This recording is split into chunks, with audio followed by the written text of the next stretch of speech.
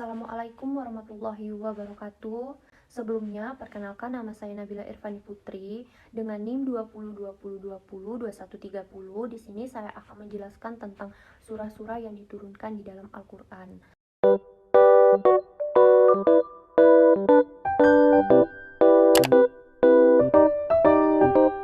Di sini saya akan menjelaskan tentang surah Al-Fatihah. A'udzu billahi minasyaitonir rajim. Bismillahirrahmanirrahim. Alhamdulillahirabbil alamin. Ar-Rahmanir-Rahim. Maliki yaumiddin. Iyyaka na'budu wa iyyaka nasta'in. Ihdinas siratal mustaqim. Siratal ladzina an'amta 'alaihim ghairil maghdubi 'alaihim waladdallin. Dengan nama Allah yang Maha Pengasih lagi Maha Penyayang. Segala puji bagi Allah Tuhan seluruh alam, yang Maha Pengasih, Maha Penyayang. Pemilik hari pembalasan, hanya kepada Engkaulah kami menyembah dan hanya kepada Engkaulah kami memohon pertolongan. Tunjukilah kami jalan yang lurus, yaitu jalan orang-orang yang telah Engkau beri nikmat kepadanya, bukan jalan mereka yang dimurkai dan bukan pula jalan mereka yang sesat.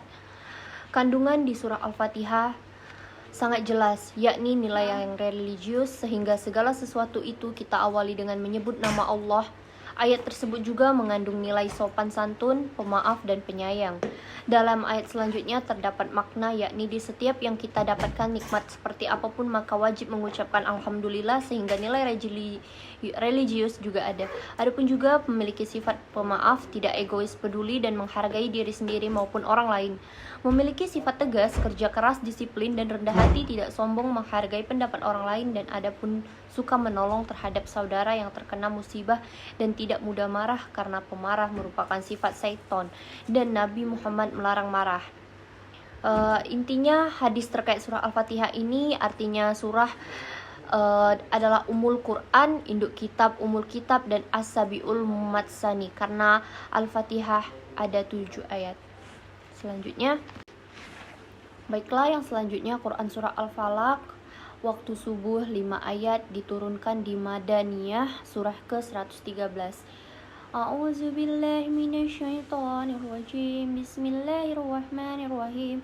Qul a'udzu birabbil falaq min syarri ma khalaq wa min syarri ghasikin idza waqab wa min syarri naffasati fil 'uqad wa min syarri hasidin idza hasad. Dengan nama Allah yang Maha Pengasih, Maha Penyayang.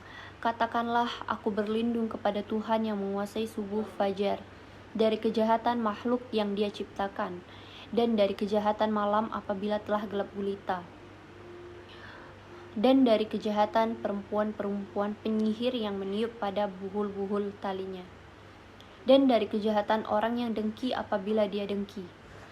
Kandungan surah Al-Falaq mengandung isti'azah, permintaan perlindungan kepada Allah Subhanahu wa Ta'ala dari segala kejahatan makhluk. Makhluk ini bisa siapapun dan apapun, termasuk dirinya sendiri yang merupakan ciptaan Allah. Dalam memohon perlindungan dalam surah Al-Falaq ini, Allah disebut dengan sifatnya Rabbul Falaq, yakni Tuhannya pagi atau subuh dan Tuhan seluruh makhluk muka bumi ini. Sebagaimana Allah bisa membelah kegelapan malam dengan terangnya pagi, Allah juga kuasa menyingkirkan kejahatan dan kesulitan dengan memunculkan pertolongan. Surah Al-Falaq ini juga mengandung istihazah kepada Allah dari kejahatan di waktu malam, kejahatan sihir, dan juga kejahatan orang-orang hasad. Baiklah yang selanjutnya Quran surah Al-Kafirun, artinya orang-orang kafir, 6 ayat, diturunkan di Makkiyah, surah ke-109. A'udzubillahi minasyaitonirrajim. Bismillahirrahmanirrahim. Qul ya ayyuhal kafirun la a'budu ma ta'budun wala antum abiduna ma a'bud wala ana abidum ma abattum wala antum abiduna ma a'bud lakum dinukum waliyadin. Dengan nama Allah yang Maha Pengasih lagi Maha Penyayang. Katakanlah Muhammad, wahai orang-orang kafir, aku tidak akan menyembah apa yang kamu sembah, dan kamu bukan penyembah apa yang aku sembah. Dan aku tidak pernah menjadi penyembah apa yang kamu sembah, dan kamu tidak pernah pula menjadi penyembah apa yang aku sembah. Untukmu agamamu, untukku agamaku. langsung untuk kandungan surah Al-Kafirun. Surah Al-Kafirun ini berisi tentang menunjukkan perbedaan sesembahan dan ibadah kaum muslimin dan orang-orang selain mereka. Seluruh kekufuran adalah satu agama dan bertentangan dengan Islam. Surah Al-Kafirun ini berisi penolakan tegas atas ajakan bangsa kafir Quraisy untuk menyembah berhala walau sesaat dengan tujuan apapun itu. Surah Al-Kafirun ini juga menegaskan tidak ada kompromi dalam perkara akidah, tidak dibenarkan kerjasama yang mencampurkan dua akidah yang berbeda. Surah ini juga merupakan bahwa Rasulullah tidak akan menyembah berhala mereka sampai kapanpun. Surah Al-Kafirun ini juga menjelaskan salah satu mukjizat dan bukti kebenaran Al-Quran karena mereka mendatangi Rasulullah untuk mengajak menyembah berhala. Sampai akhir hayatnya tidak pernah masuk Islam, bahkan sebagiannya mati terbunuh dalam kondisi kafir. Surah Al-Kafirun ini juga berisi merupakan ajaran toleransi untuk tidak memaksa orang lain dalam akidah dan beribadah. Yang selanjutnya Quran Surah Al-Ma'un, barang yang berguna, 7 ayat. Bismillahirrahmanirrahim. Ara'aital ladzi yukadzibu biddin, fadzalikal ladzi yad'uul yatim wa la ya'udu 'ala ta'amil miskin, fawailul lil musallin alladzina hum an salatihim sahun, alladzina hum yura'un wa yamna'unal ma'un. Artinya, dengan nama Allah yang Maha Pengasih lagi Maha Penyayang.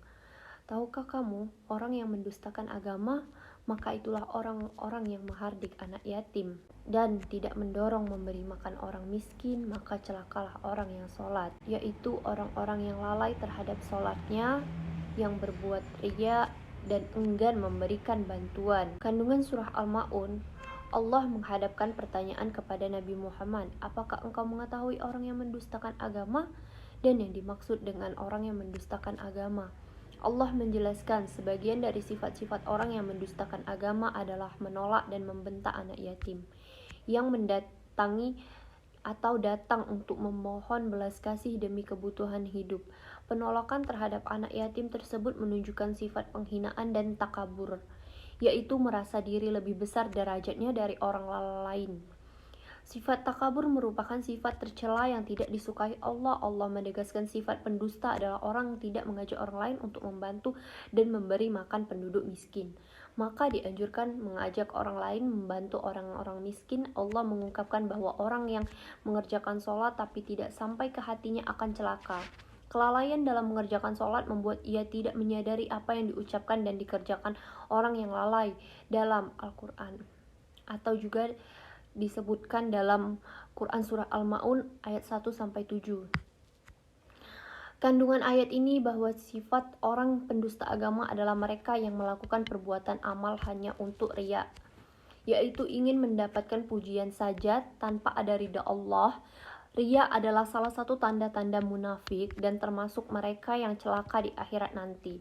Allah menegaskan sikap pendusta agama adalah enggan memberikan bantuan kepada sesama, bahkan untuk sekedar meminjamkan barang keperluan sehari-hari. Yang sepele, sikap itu menunjukkan keburukan akhlak terhadap orang lain. Dengan demikian, pendusta agama tidak beribadah kepada Allah dengan sempurna serta tidak berbuat baik kepada sesama manusia. Surah An-Nas turun di kota Madaniyah, terdiri dari 3 ayat, termasuk surat yang ke-110 dalam Al-Quran. A'udzubillahi minasyaitonirrajim. Bismillahirrahmanirrahim. Iza ja nasrullahi wal fath wa ra'aitan nasa yadkhuluna fi dinillahi afwaja fasabbih bihamdi rabbika wastaghfir innahu kana tawwaba. Artinya, apabila telah datang pertolongan Allah dan kemenangan, dan kamu lihat manusia masuk agama Allah dengan berbondong-bondong, maka bertasbihlah dengan memuji Tuhanmu dan mohonlah ampun kepadanya. Sesungguhnya Dia adalah Maha Penerima Taubat. Asbabun nuzul dalam surat An-Nas ini ialah surat yang terakhir diturunkan kepada Rasulullah SAW, yakni setelah surah At-Taubah. Menurut Ibnu Katsir, ia diturunkan di Mina sewaktu Haji Mada. Haji Wada. Namun ada pula yang berpendapat diturunkan sebelum Fatu Makkah. Asbabun nuzul surah An-Nas ini terkait dengan dua hal. Pertama, ia mengabarkan kemenangan dan masuk Islamnya orang-orang Arab berbondong-bondong. Kedua, ia mengisyaratkan telah dekatnya ajal Rasulullah SAW. Ibnu Umar radhiyallahu anhu menjelaskan bahwa surat ini diturunkan pada pertengahan hari-hari tasyrik. Maka aku mengetahui bahwa hal ini merupakan al-wada, perpisahan, yang artinya, kata Ibnu Umar.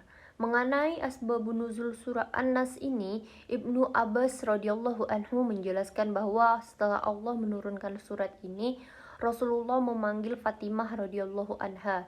Fatimah menangis saat Rasulullah mengabarkan bahwa ajalnya telah dekat. Lalu Fatimah tersenyum karena Rasulullah bersabda, "La tabki fa innaki awwalu ahli lahikubi."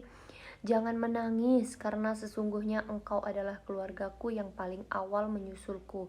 Hadis riwayat Ad-Darimi dan Tabrani Hasan. Surah Al-Kautsar. Surah Al-Kautsar ini surah ke-108 dalam Al-Quran, surat yang berjumlah 3 ayat, merupakan surat yang diturunkan di Makkiyah, surat yang diturunkan Prahijjah. Al-Kautsar artinya adalah nikmat yang banyak. Surat ini diturunkan di kota Mekah, maka surat ini tergolong surat Makkiyah. A'udzubillahi minasyaitonirrajim. Bismillahirrahmanirrahim. Inna a'tainakal kautsar fasholli lirabbika wanhar. Inna syani'aka huwal abtar. Yang artinya, sesungguhnya kami telah memberikan kepadamu Muhammad nikmat yang banyak, maka dirikanlah sholat karena Tuhanmu dan berkorbanlah. Sesungguhnya orang-orang yang membencimu dialah yang terputus. Yang dimaksud berkorban di sini ialah menyembelih hewan kurban dan mensyukuri nikmat Allah. Maksudnya terputus di sini ialah terputus dari rahmat Allah. Kandungan surah Al-Kautsar ini pada ayat pertama menjelaskan bahwa Allah telah memberi nikmat dan anugerah yang tidak terhitung nilainya. Nikmat itu berupa kenabian, agama yang benar, petunjuk, dan jalan yang lurus yang dapat membawa kebahagiaan hidup di dunia dan di akhirat. Pada ayat kedua, Allah memerintahkan sholat dan berkurban. Allah telah memberikan nikmat yang banyak, maka hendaknya Nabi Muhammad bersyukur dengan cara mendirikan sholat dan menyembelih binatang berkurban. Untuk kamu sedekahkan kepada orang yang membutuhkan. Pada ayat ketiga menjelaskan bahwa orang-orang yang membenci Nabi Muhammad adalah orang yang terputus rahmat dari Allah serta tidak akan mendapatkan kebaikannya di dunia maupun di akhirat kelak. Surah Al-Fil, surah ke-105 dalam Al-Quran. Surat ini terdiri dari 5 ayat dan merupakan surat diturunkan di Makkiyah, surah ke-19 yang turun kepada Rasulullah SAW. A'udzubillahi minasyaitonirrajim. Bismillahirrahmanirrahim. Alam taro kaifa fa'ala rabbuka bi ashabil fil. Alam yaj'al kaidahum fi tadlil wa arsala alaihim tayran ababil tarmihim bihijaratin min sijil faj'alahum ka'asfim ma'kul. Yang artinya, apakah kamu tidak memperhatikan bagaimana Tuhanmu telah bertindak terhadap tentara bergajah? Bukankah Dia telah menjadikan tipu daya mereka untuk menghancurkan Ka'bah itu sia-sia, dan Dia mengirimkan kepada mereka burung yang berbondong-bondong, yang melempari mereka dengan batu berasal dari tanah yang terbakar, lalu Dia menjadikan mereka seperti daun-daun yang dimakan oleh ulat. Surah ini dinamakan surah Al-Fil diambil dari ayat pertama karena surah ini yang artinya adalah gajah. Surat ini mengisahkan tentang pasukan gajah yang hendak merobohkan Ka'bah, tapi sebelum sampai Mekah mereka dihancurkan Allah. Kandungan surah Al-Fil adapun yang terkandung ialah yang pertama, surah Al-Fil mengisahkan kehancuran Abrahah dan pasukan bergajah yang hendak menyerbu Makkah. Yang kedua, surah ini mengajak Rasulullah dan umatnya termasuk orang-orang Quraisy untuk memperhatikan tanda kekuasaan Allah khususnya dari sejarah. Yang ketiga, surah Al-Fil mengingatkan nikmat Allah kepada orang-orang Quraisy. Allah telah menyelamatkan mereka dari pasukan Abrahah sebab perlindungannya kepada Ka'bah yang ada di tengah-tengah suku Quraisy. Allah Maha Kuasa, segala kekuasaan tunduk pada kekuasaannya, maka siapa yang dilindunginya tidak ada yang mampu mencelakainya. Sebaliknya, siapa yang dihancurkan Allah tidak ada yang mampu melindunginya. Yang kelima, sangat mudah bagi Allah untuk menolong siapa yang dikehendakinya dan sangat mudah bagi Allah menghancurkan siapa yang ingin dihancurkannya. Juga sangat mudah bagi Allah menghadirkan caranya jalan kehancuran musuh-musuhnya. Surah ini diturunkan setelah surah Al-Kafirun yang isinya mengingatkan nikmat Allah yang diturunkan kepada kaum Quraisy karena Allah menyelamatkan mereka dari serangan tentang bergajah. Mereka bertekad menghancurkan Ka'bah dan meratakannya dengan tanah, namun Allah menghancurkan mereka dengan mengusir dengan penuh hina. Ibnu Katsir menjelaskan Allah menyelamatkan orang-orang Quraisy bukan karena mereka lebih baik dari orang-orang orang-orang Yaman yang beragama Nasrani. Surah Al-Ikhlas. Bismillahirrahmanirrahim. Qul huwallahu ahad, Allahus samad, lam yalid walam yulad walam yakul lahu kufuwan ahad. Dengan menyebut nama Allah yang Maha Pengasih lagi Maha Penyayang, katakanlah Muhammad, dialah Allah yang Maha Esa. Allah tempat meminta segala sesuatu. Allah tidak beranak dan tidak pula diperanakkan, dan tidak ada sesuatu yang setara dengan Dia. Kandungan surah Al-Ikhlas, yakni pokok kandungan dari surah Al-Ikhlas adalah penegasan keesaan Allah dan menolak segala macam kemusyrikan dan menerangkan bahwa tidak ada sesuatu yang dapat menyamainya. Surah Al-Ikhlas berbicara tentang tauhid murni hanya kepada Allah Subhanahu wa taala yang menyucikannya dari segala kekurangan dan membebaskannya dari segala kesyirikan. Surah ini juga membebaskan hamba dari kesyirikan atau dari neraka. Surah ini juga dinamakan dengan surat At-Tafrid, At-Tajrid, At-Tauhid, An-Najah atau Al-Wilayah karena orang yang membacanya akan termasuk para wali Allah. Selain itu, surah ini juga dinamakan dengan surah Al-Ma'rifah dan surah Al-Asas karena mencakup pokok-pokok agama, hadis yang berkaitan dengan surah Al-Ikhlas.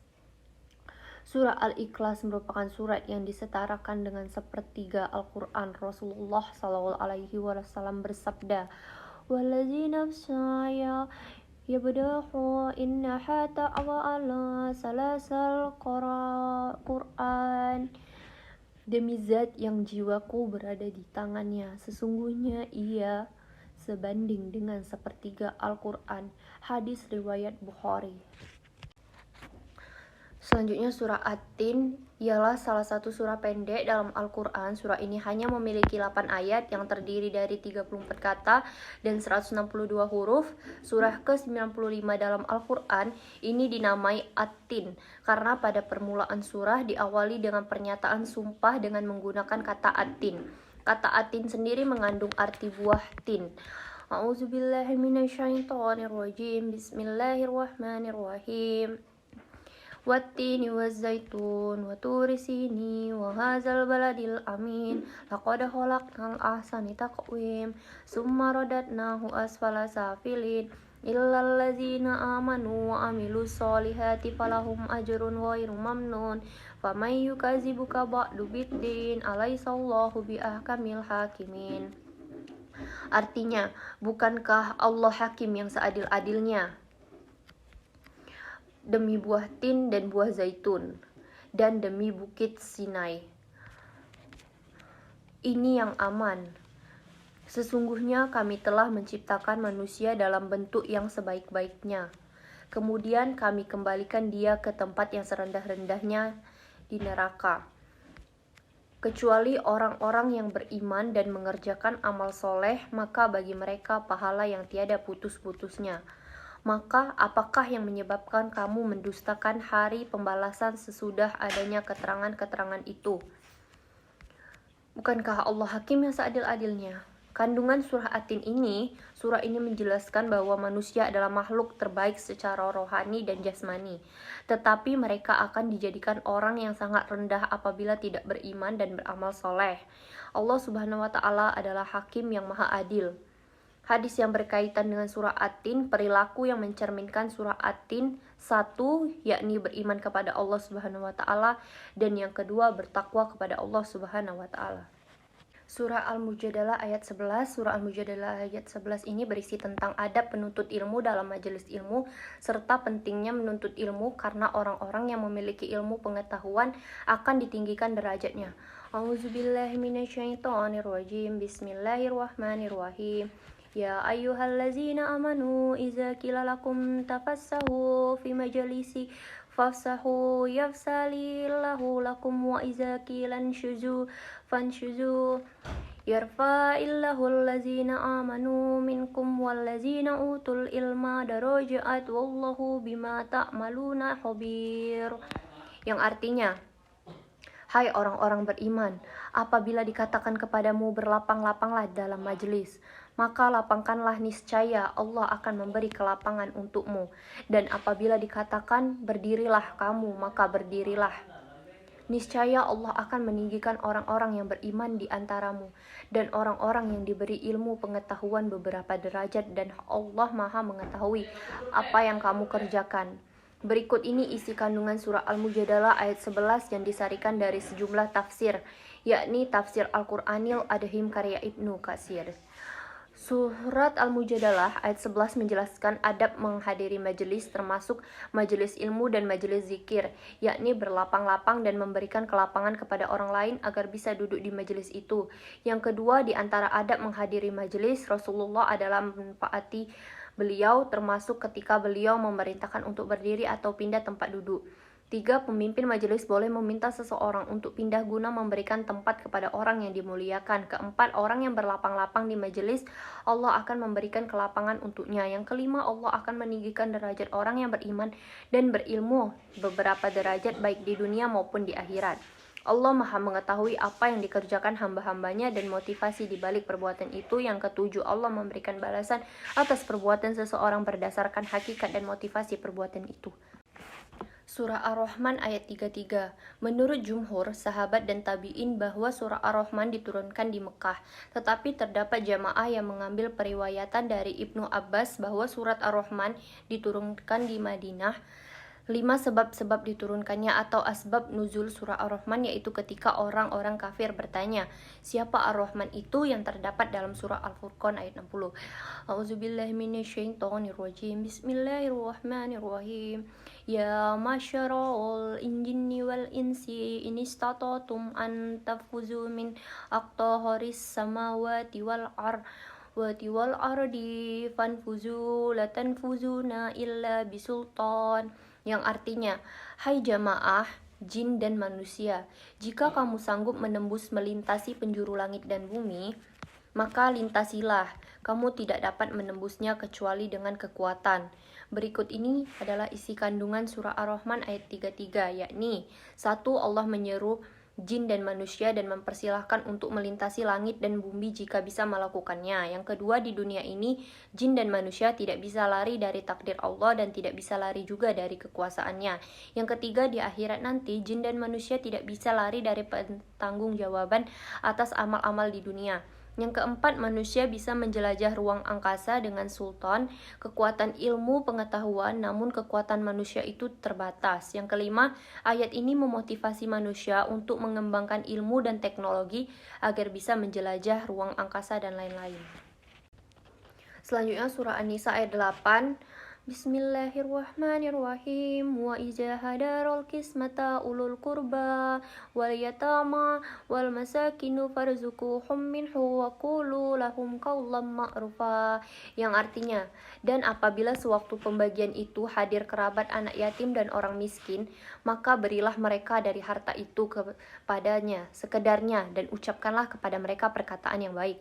Surah An-Nisa ayat 8 ini adalah ayat tentang warisan dan perbuatan baik. Berikut ini arti tafsir dan kandungan maknanya. Keseluruhan surah An-Nisa merupakan surat Madaniyah. Aisyah radhiyallahu anha mengatakan surat ini baru diturunkan setelah Rasulullah serumah dengan Aisyah di Madinah. Demikian pula ayat 8 ini juga termasuk ayat Madaniyah. Penjelasan mengenai kandungan surah An-Nisa ayat 8. 1. Tuntunan waris dan berbuat baik kepada kerabat. Poin pertama, surah An-Nisa ayat 8 ini berisi anjuran untuk berbuat baik kepada kerabat saat pembagian waris, yakni jika kerabat yang bukan ahli waris hadir saat pembagian warisan, hendaknya mereka juga mendapatkan pemberian. Yang kedua, berbuat baik kepada anak yatim dan orang miskin. Yang ketiga, pemberian sekadarnya, bukan seperti warisan. Yang keempat, berkata yang baik. Surah yang selanjutnya itu yakni ada surah An-Nisa ayat 146. Bismillahirrahmanirrahim.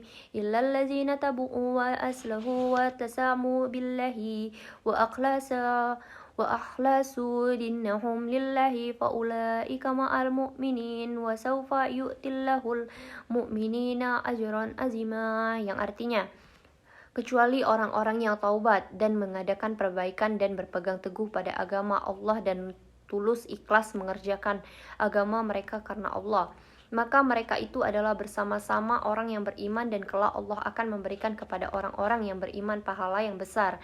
Kandungan surat An-Nisa ayat 446 ini menjelaskan tentang keikhlasan amalan seseorang. Ikhlas artinya perbuatan yang kita lakukan semata-mata karena Allah, tidak menginginkan pujian orang lain. Ikhlas, sabar, dan pemaaf merupakan perilaku terpuji yang harus bisa diamalkan dalam kehidupan sehari-hari. Berikut adalah hadis yang berkaitan dengan surah An-Nisa ayat 146 tentang perilaku ikhlas dari Ibnu Mas'ud, riwayat Imam Ahmad. Al-Baqarah ayat 153. Ya ayyuhallazina amanu sta'inu bis-sabri was-salata innallaha ma'as sabirin. Wahai orang-orang yang beriman, mohonlah pertolongan kepada Allah Subhanahu wa taala dengan sabar dan salat. Sungguh Allah beserta orang-orang yang sabar. Allah memerintahkan orang-orang beriman agar menjadikan sabar dan salat sebagai penolong, yakni minta pertolongan kepada Allah dengan keduanya. Allah menjelaskan bahwa sarana yang paling baik untuk menanggung segala macam cobaan adalah sikap sabar dan banyak salat. Tulis Ibnu Katsir dalam tafsir Qur'anil Adhim. Yakni sabar terbagi menjadi 3 macam: sabar menjalankan ketaatan, sabar dalam meninggalkan larangan, dan sabar dalam menghadapi musibah. Selanjutnya ini isi kandungan dari surah Al-Baqarah ayat 153 yang kami sarikan dari sejumlah tafsir. Yang pertama itu ada Allah memerintahkan orang-orang beriman agar meminta pertolongan kepadanya dengan sabar dan sholat, baik pertolongan untuk meraih kebahagiaan di dunia maupun kebahagiaan di akhirat. Kedua, ketika menghadapi musibah atau cobaan, seorang mukmin harus bersabar dan memperbanyak sholat. Yang ketiga, sabar dan sholat adalah solusi bagi orang-orang yang beriman. Yang keempat, orang-orang yang sabar akan mendapatkan kebersamaan Allah secara khusus. Kebersamaan khusus itu berupa penjagaan, perlindungan, dan pembelaan maupun pertolongan. Yang kelima, orang-orang yang sabar hendaknya tenang menghadapi kehidupan karena Allah sudah menjamin bahwa Dia membersamai mereka. Untuk selanjutnya ada surah Ali Imran ayat 134, yaitu yang berbunyi A'udzubillahi minasyaitonirrajim. Bismillahirrahmanirrahim. Alladzina yunfikuna fis sarai wadarrai wal qaziminal ghaiza wal afina 'anin nas wallahu yuhibbul muhsinin, yang artinya yaitu orang-orang yang menafkahkan hartanya baik di waktu lapang maupun sempit, dan orang-orang yang menahan amarahnya dan memaafkan kesalahan orang. Allah menyukai orang-orang yang berbuat kebajikan. Di dalam surah Ali Imran ayat 134 ini menjelaskan tentang 4 karakter, yaitu orang bertakwa yang gemar berinfak, menahan amarah, memaafkan, dan suka berbuat baik. Karakter orang bertakwa yang pertama adalah gemar berinfak, baik dalam kondisi lapang maupun sempit. Berinfak baik dalam keadaan kaya ataupun miskin, saat banyak uang maupun di tengah keterbatasan. Isi kandungan dalam surah Ali Imran ayat 134 yang disarikan dari sejumlah tafsir-tafsir, yaitu yang pertama ada dari contohnya tafsir Al-Azhar karya Buya Hamka. Yang pertama, surah Ali Imran ayat 134 ini menunjukkan sebagian karakter orang bertakwa. Yang kedua, 4 di antara karakter orang bertakwa adalah gemar berinfak baik di kala lapang maupun sempit, mampu mengelola emosi dan menahan amarah, suka memaafkan, dan suka berbuat kebajikan. Yang ketiga, Islam mengajarkan umatnya untuk gemar berinfak. Infak tidak akan mengurangi harta, justru mendatangkan keberkahan. Yang keempat, Islam mengajarkan umatnya untuk mengelola emosi dan menahan amarah. Karakter ini merupakan salah satu kunci surga. Yang kelima, Islam mengajarkan umatnya untuk memaafkan dan tidak menyimpan dendam. Yang keenam, Islam mengajarkan umatnya untuk suka berbuat kebajikan, bahkan membalas keburukan dengan kebaikan. Dari surah Ali Imran ayat 143 ini dapat kita ketahui karakter-karakter orang yang bertakwa, yaitu gemar berinfak, menahan amarah, memaafkan, dan suka berbuat baik. Selanjutnya surah Al-Anfal ayat 27. Bismillahirrahmanirrahim. Ya ayyuhallazina amanu la tahunullaha war rasula wa tahunu amanatikum wa antum ta'lamun, yang artinya, hai orang-orang yang beriman, janganlah kamu mengkhianati Allah dan Rasul Muhammad, dan juga janganlah kamu mengkhianati amanat-amanat yang dipercayakan kepadamu, sedang kamu mengetahui. Amanah itu suatu tanggung jawab yang dipikul oleh seseorang atau titipan yang diserahkan kepadanya untuk diserahkan kembali kepada orang-orang yang berhak. Bahwasanya manusia adalah hakikatnya makhluk yang bersosial yang saling membutuhkan satu sama lainnya, semata-mata tiada lain hanya untuk mencari ridho dari Allah Subhanahu wa taala. Manusia beribadah adalah termasuk amanah yang diberikan Allah Subhanahu wa taala. Menjelaskan bahwasanya amanah mengandung arti pelunasan dan titipan. Di dalam bahasa Indonesia, amanah berarti yang dipercayakan, dititipkan. 10. Allah Subhanahu wa taala memerintahkan kaum muslimin agar memenuhi seruan Rasul, menaati dan melaksanakan hukum-hukumnya. Allah juga mengingatkan kaum muslimin agar memelihara kepentingan umum, mencegah segala macam bencana dan kemaksiatan yang dapat merusak kepentingan umum. Maka pada ayat ini Allah melarang kaum muslimin mengkhianati janji mereka dan wajib menaati hukum-hukum Allah dan tidak melanggar ketentuan-ketentuannya, baik ketentuan yang mengatur hubungan antara sesama hamba dan sebagai dasar bagi mereka untuk menegakkan hukum-hukum Allah ialah takwa. Untuk selanjutnya yaitu ada surah Al-Ahqaf ayat 13. Bismillahirrahmanirrahim. Innal ladzina qalu rabbunallahu tsumma istaqamu fala khawfun alaihim walahum yahzanun, yang artinya, sesungguhnya orang-orang yang mengatakan Tuhan kami ialah Allah, kemudian mereka tetap istiqomah, maka tidak ada kekhawatiran terhadap mereka dan mereka tiada pula berduka cita. Surah Al-Ahqaf terdiri dari 35 ayat, termasuk golongan surah-surah Makkiyah, diturunkan sesudah surat Al-Ja'siyah, dinamai Al-Ahqaf bukit pasir. Dari perkataan Al-Ahqaf yang terdapat pada ayat 21 surat ini, sesungguhnya dijelaskan di dalam As-Sajdah, mengatakan Tuhan kami ialah Allah, kemudian mereka tetap istiqomah, maka tidak ada kekhawatiran mereka pada apa yang mereka hadapi. Mereka itulah penghuni-penghuni surga, mereka kekal di dalamnya sebagai balasan atas apa yang telah mereka kerjakan. Maksudnya amal-amal itu menyebabkan diperolehnya rahmat dan tercurahnya pada mereka. Untuk selanjutnya itu ada maupun makna yang ada di atas, teguh dan dengan tidak syirik dan tidak melanggar perintah maupun larangan Allah, maka tidak ada rasa takut berupa kengerian pada hari kiamat dengan segala peristiwanya yang mengerikan dan tidak pula bersedih hati sesudah kematian. Said Qutb memberikan pendapat mengenai kalimat Rabbuna Allah merupakan sistem yang menyeluruh bagi kehidupan, mencakup semua kegiatan dan arah, semua gerak dan detak-detik hati serta pikiran, dan juga sistem yang sempurna, bukan sekedar kalimat yang diucapkan di bibir tetapi dibuktikan secara konkret dalam amal perbuatan.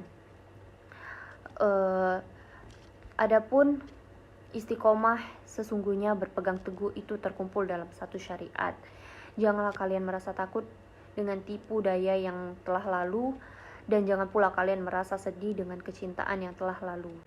Al-Furqan ayat 63. Bismillahirrahmanirrahim.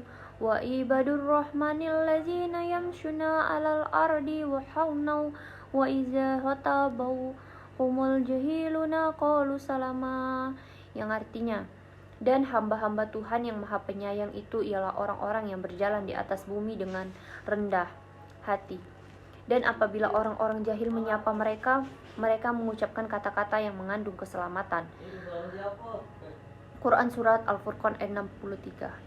Surah Al-Furqan adalah surat ke-25 di Al-Quran dan termasuk golongan surat-surat Makkiyah. Dinamai Al-Furqan yang artinya pembeda, diambil dari kata Al-Furqan yang terdapat pada ayat pertama surat ini. Yang dimaksud dengan Al-Furqan dalam ayat ini ialah Al-Quran. Al-Quran dinamakan Al-Furqan karena dia membedakan antara yang hak dan yang batil.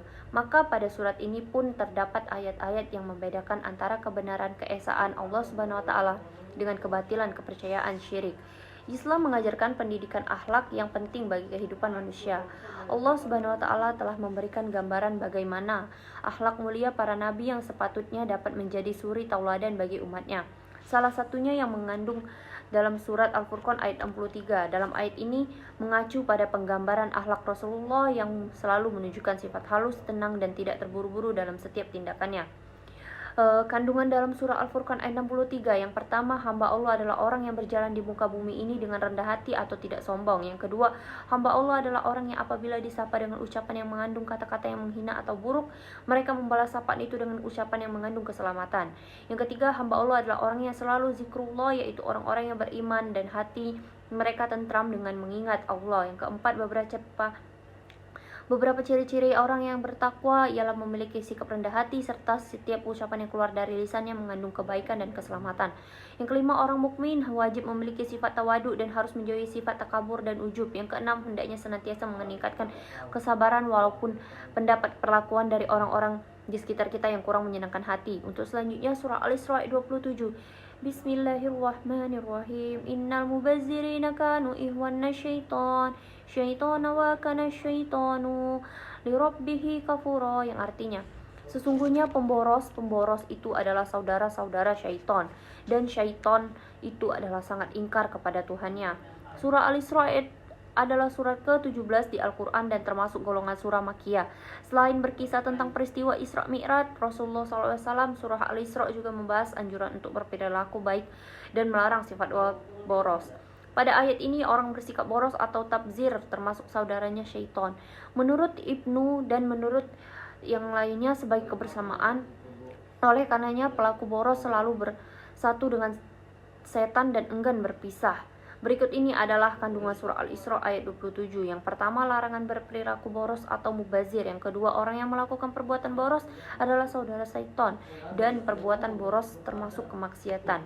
Yang ketiga, setan sangat ingkar kepada Allah Subhanahu wa taala. Sifat ingkar ini bisa menular pada orang-orang yang boros atau mubazir. Untuk selanjutnya surah An-Nahl ayat 114. Bismillahirrahmanirrahim. Fakulu mimma razaqakumullahu halalan thayyiban washkuru ni'matallahi in kuntum iyyahu ta'budun. Yang artinya, makanlah yang halal lagi baik dari rezeki yang telah diberikan Allah kepadamu dan syukurilah nikmat Allah jika kamu hanya menyembah kepadanya. Dikutip ini dari tafsir yang diterbitkan Kementerian Agama. Makanan halal yang dimaksud dalam An-Nahl ayat 114 adalah yang dibenarkan agama untuk dikonsumsi. Ayat ini juga mengingatkan para muslim makan dari rezeki yang halal yang diberikan Allah Subhanahu wa taala. Surah An-Nahl adalah surat ke-16 di Al-Quran dan termasuk golongan surah Makkiyah. Surah An-Nahl yang artinya lebah adalah binatang menakjubkan yang mengeluarkan banyak nikmat terutama madu. Surah An-Nahl ini ada kandungan surah An-Nahl ayat 114 ini, yakni yang pertama, Allah memerintahkan para hambanya untuk memakan makanan yang halal lagi baik halalan thayyibah. Yang kedua, makanan yang dikonsumsi seseorang muslim hendaklah memenuhi dua kriteria, yakni halal dan thayyib baik. Halal adalah makanan yang tidak Allah haramkan. Thayyib adalah makanan yang pantas untuk dikonsumsi dan baik untuk kesehatan. Yang ketiga, makanan yang halal dan baik merupakan rezeki dan nikmat dari Allah Subhanahu wa taala. Yang keempat, Allah memerintahkan hamba-hambanya untuk bersyukur atas nikmat-nikmatnya, khususnya makanan yang halal dan baik yang Allah sediakan di muka bumi ini. Yang kelima, syukur merupakan bukti implementasi tauhid. Yang keenam, atau yang terakhir, mengesahkan Allah, menyembah dan beribadah hanya kepadanya merupakan pokok utama ajaran Islam. Surah Al-Maidah ayat 90. Bismillahirrahmanirrahim. Ya ayyuhallazina amanu innamal hamru wal maisiru wal ansabu wal azlamu rijsum min amali syaitan fajtanibuhu la'allakum tuflihun. Yang artinya, hai orang-orang yang beriman, sesungguhnya meminum khamar, berjudi, berkorban untuk berhala, mengundi nasib dan dengan panah adalah termasuk perbuatan syaitan. Maka jauhilah perbuatan-perbuatan itu agar kamu mendapat keberuntungan. Kandungan surah Al-Maidah ayat 90 ini, yang pertama, seluruh manusia terutama orang beriman diwajibkan untuk menjauhi perbuatan-perbuatan syaitan. Yang kedua, meminum khamar, berjudi, berkorban untuk berhala, serta mengundi nasib dengan panah merupakan perbuatan yang mengandung kemudaratan yang besar. Yang ketiga, orang-orang yang mampu meninggalkan bahkan menjauhi perbuatan demikian, maka hidupnya penuh keberuntungan serta keberkahan hidup. Yang selanjutnya itu ada surah Al-Maidah ayat 91. Bismillahirrahmanirrahim. Innama yuridu syaitanu an yuqi'a bainakumul adawata bagda fil hamri wal maisiri wa yasuddakum an zikrallahi wa anis salati fahal antum muntahun, yang artinya sesungguhnya syaitan itu bermaksud hendak menimbulkan permusuhan dan kebencian di antara kamu lantaran meminum khamar dan berjudi itu, dan menghalangi kamu dari mengingat Allah dan sembahyang, maka berhentilah kamu dari mengerjakan pekerjaan itu. Sedangkan kandungan surah Al-Maidah ayat 91 ini, yang pertama, Allah Subhanahu wa taala mengharamkan meminum khamar, berjudi dan segala bentuk perbuatan-perbuatan syaitan. Yang kedua, perbuatan-perbuatan syaitan yang dilakukan manusia akan berdampak kepada memburuknya hubungan manusia kepada Allah. Yang ketiga, kunci agar dapat senantiasa dekat dengan Allah salah satunya dengan menghindari perbuatan serta menjauhi perbuatan-perbuatan yang demikian. Perilaku yang mencerminkan surah Al-Maidah ayat 90 dan 91 ini, yang pertama, dan penerapannya dalam kehidupan sehari-hari antara lain menaati perintah Allah Subhanahu wa taala dan menjauhi larangannya. Yang kedua, menjauhi semua perilaku tercela terutama meminum khamar, berjudi, berkurban untuk berhala dan mengundi nasib dengan anak panah. Yang ketiga, mencegah adanya perpecahan dan permusuhan sesama umat Islam. Yang keempat, tidak lupa selalu mengingat Allah dan beribadah kepadanya. Surah Az-Zumar ayat 53. Bismillahirrahmanirrahim. Qul ya ibadiyallazina asrafu ala anfusihim la taqnatu mir rahmatillah innallaha yaghfiru dzunuba jami'a innahu huwal ghafurur rahim, yang artinya, katakanlah hai hamba-hambaku yang melampaui batas terhadap diri mereka sendiri, janganlah kamu berputus asa dari rahmat Allah Subhanahu wa taala. Sesungguhnya Allah mengampuni dosa-dosa semuanya. Sesungguhnya Dialah yang Maha Pengampun lagi Maha Penyayang. Dirangkum dari berbagai sumber tafsir dari surah Az-Zumar ayat 53 ini secara umum mengandung hal-hal yang berkaitan dengan keimanan dan juga meningkatkan rasa optimis akan adanya ampunan dari Allah Subhanahu wa taala. Beberapa di antaranya yakni, yang pertama, jangan mudah putus asa dari rahmat Allah Subhanahu wa taala. Allah Subhanahu wa taala akan mengampuni dosa. Allah Subhanahu wa taala Maha Pengampun dan Maha Penyayang.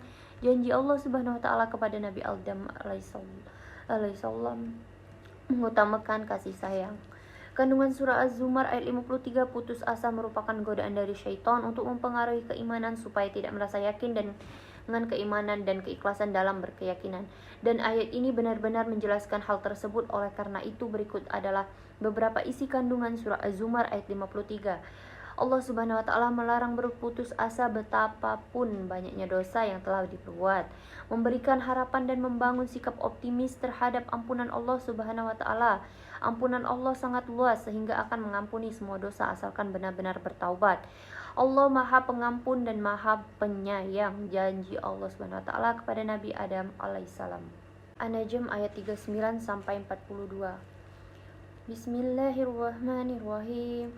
Wa alaysa lil insani illa ma syaa, yang artinya, dan bahwa manusia hanya memperoleh apa yang telah diusahakannya.